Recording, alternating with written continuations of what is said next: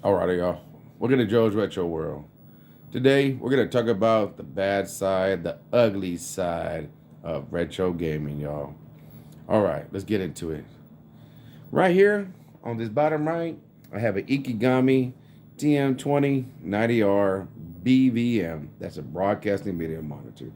As you can see, it's not on, it's not running, and the reason for that is 6 weeks after I purchased it, I was using it, playing my Sega, some Mecha Turrican, and all of a sudden the picture just went black.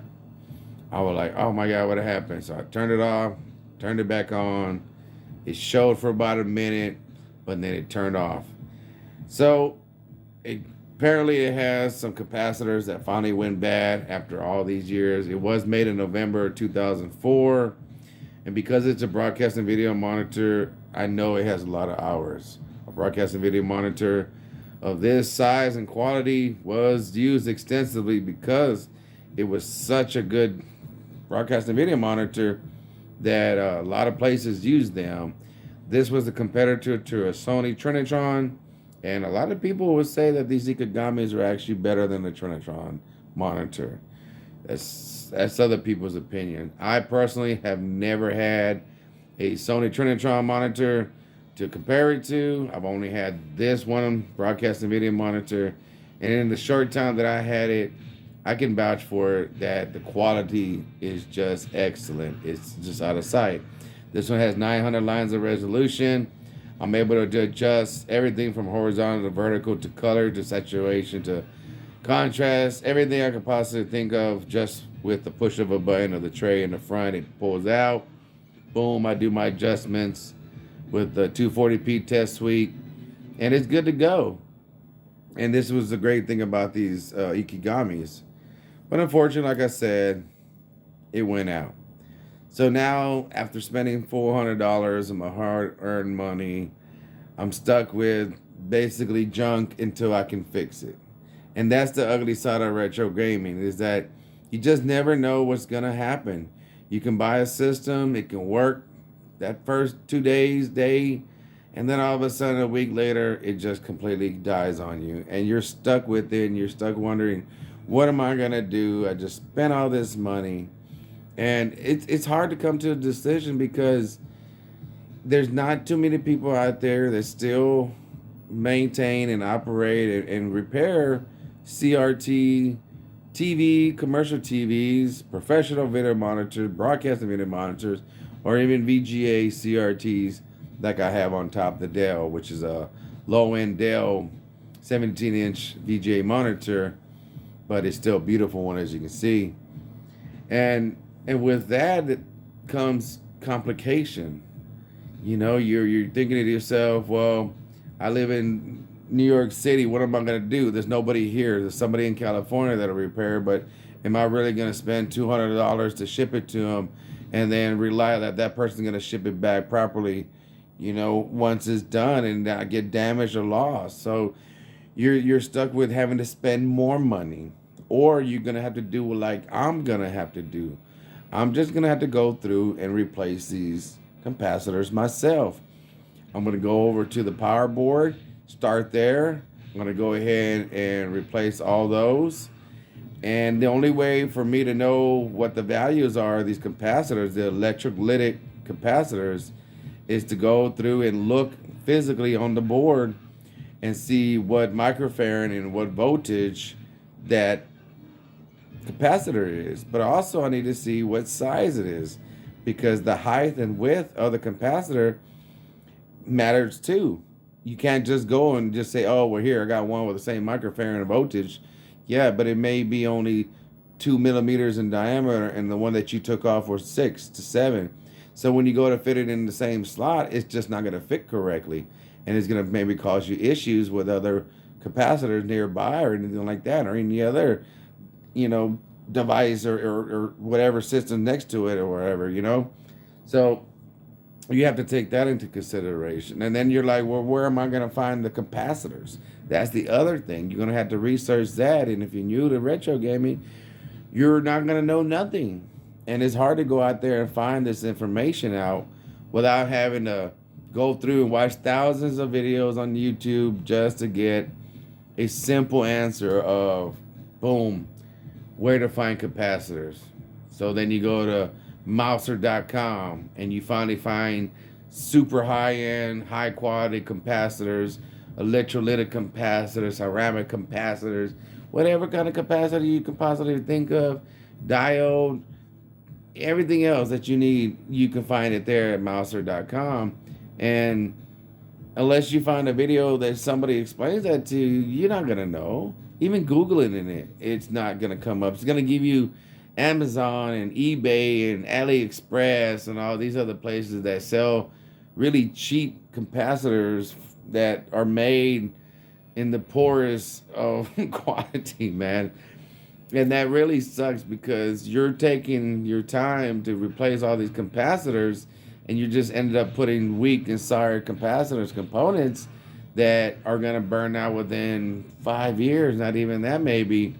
And that sucks because then you got to go through and do the whole work again. Either you're going to do it yourself or you're going to have to pay somebody else to do it. Okay? And then if you do it yourself, you're going to have to buy either your soldering gun, your soldering iron to do the soldering itself, the soldering gun so you can vacuum it up, or you kind of sit there and do it the hard way like me and just wick it all up with the soldering wick, which is the worst way because that only really works for a few components. It gets really hard to do, 100 of them. If you're going to change all the capacitors, you're going to end up changing a lot, 50, 75, 100 of them, and that really sucks. But hey, if at the end of the day, that's what it takes to get your ultimate setup, your retro corner, then that's what it is. That's what it's going to have to do. That's what it's going to have to be. So don't get discouraged. Don't think that, oh man, this is only to me. No, you only see the good part of the retro gaming, retro system, and everything online. Nobody ever shows you the bad side. Nobody ever shows you that until you go to look for it and you're like, dang, there really ain't that many videos. No, they're not. And then the videos that are out there, they really don't explain a lot. It's very, very hard to get good do-it-yourself videos of retro gaming. One that you can understand what they're doing, why they're doing it, and what they're doing it with. Not a lot of places explain that. And then, of course, YouTube, the way YouTube is going now, they don't really give you the algorithms to find exactly what you want. They will go and say, well, he likes to look up about retro gaming. Well, fine. They'll give you every single video of all the reviews of different games, different game systems and all that. But they're not going to give you the videos that you need to go repair your stuff. And I personally, I have a lot of systems. And I've done some capacitor changes in some systems. Some systems, I've only cleaned them. Some systems, I had to reflow all the solder points just to get it to go working again. So I've learned over the about half years now of seriously going back into retro gaming and teaching myself. I had to learn everything from myself. There was very few videos that I learned actually how to do stuff. And so once I learned it, I made a video explaining it in detail as much as I can. The same way I made videos on how to pull up the service menu. Same way I made videos on how to use the 240p test suite to calibrate your CRT TV or monitor or broadcasting monitor or professional video monitor or whatever you have. And it's all the same. It's all the same from the smallest little TV that you have up to the largest monitor that you got. It's all the same. It's a risk that you're taking buying this stuff that is super old. That's why it's called retro gaming, because nothing is basically new. Yes, there's new games coming out, but I'm not talking about that. I'm talking about the equipment. You buy a new Sega Genesis, like the one I got over here. I got a Model 1 Sega Genesis on top with an EverDrive, but when I got it, I had to clean it out real good, reflow the solder, And then I didn't change no capacitor because it was working good. It just needed to be cleaned real good. And so now I got a perfectly working Model 2 Sega Genesis that's region free. This is the very first models when they first came out where it's not region locked. But I have a Sega Saturn over here to the left right here that needs a capacitor change, and it needs a new mini DIN connector in the back because I don't have left audio. I don't know if it's the connector or if it's just the system itself, could be the wires or whatever. But hey, I'll deal with that in time. Right now, it's not important to me. The most important thing for me is to get my broadcasting video monitor up to 100%. Because I love my setup. I love the fact that I have all 3 levels of CRTs. I have the commercial grade huge beast right here. And then I have the VGA monitor so I can hook it up to my Dreamcast and play in 480p. I can even play my Xbox 360 on there. Or I can go to the very bottom and get the best of both worlds. This is composite and also component with red, green, blue signal going in. And trust me, y'all, once y'all ever played retro games, Super Nintendo, Sega Genesis, Dreamcast, PlayStation 2, and even 3 and below on this broadcasting video monitor of this high quality, you wouldn't want to go back. You will not go back. You'll be like, well, why do I ever bother with a commercial CRT TV? Because that's what we grew up with. We were used to it. And there was really no reason to go and spend $400 on a broadcasting video monitor when I basically got this Toshiba out of the trash. But, yeah, y'all. Yeah.